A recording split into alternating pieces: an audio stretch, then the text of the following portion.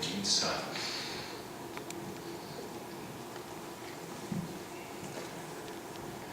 Just wanted to say a few things about Ed.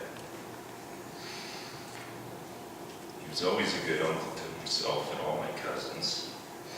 Treated us good. If you stopped in, Ed would say, how many kilometers are on your vehicle? Oh, 80,000. Oh boy. We better have a look at that alternator. I think the bearings are on that. And you'd pull it off, and Ed was right. He knew when everything was wore out. Didn't want to see us on the road broke down. We always appreciated that.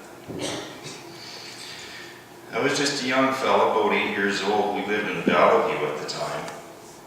And I was picking bottles and my wagon broke. Dad and I ended up over at his place on 51st Street in the spring. And snow was melting and water was leaking right through his old shop. I think there's a few people here who remember the old shop on 51st. There was a little creek going right through it. So Dad suggested to me, why don't you make a deal with Ed?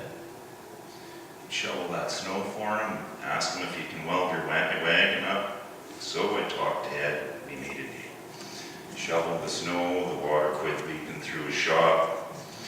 Took a little wee bit, but Ed welded up my wagon and I was dragging her behind my bike picking bottles again.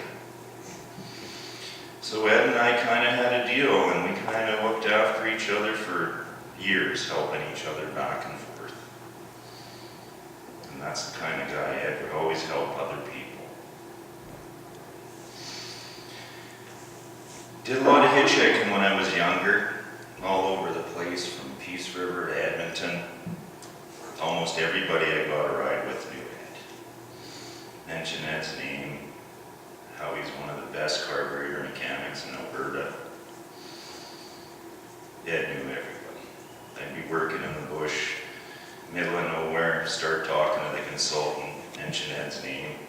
He knew Ed. He tuned up his car. He'd say what a great mechanic Ed was. We all know Ed loved fishing, but I remember this one story Dad telling me about when Ed had a shop in the Enterprise in Northwest Territories. It was a good one. Ed was repairing his transmission for American on his Cadillac, and someone came into the shop with a very big fish to show off to Ed. That was it. Ed started grabbing his rod, his tackle. The American looked at Ed. He says, "What about the transmission?" Ed said, "The transmission will wait, but the fish won't." Always loved that story.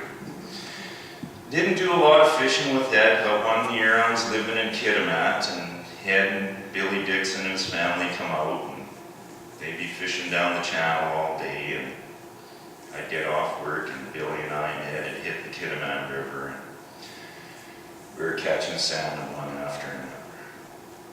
Ed's hauler and coho right beside me on the river. We're casting over the tourists' lines. He's just having a great time.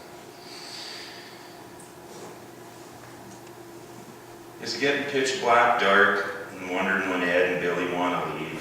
I look over at Ed and Billy telling each other, one more, just one more.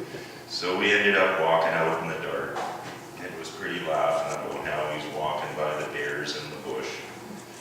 He always liked telling that story.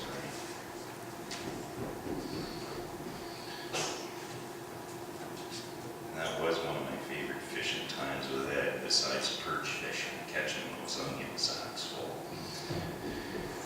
Never hunted a lot with Ed also, but one time I was out visiting at the farm and we're going to go for a ride to the third quarter.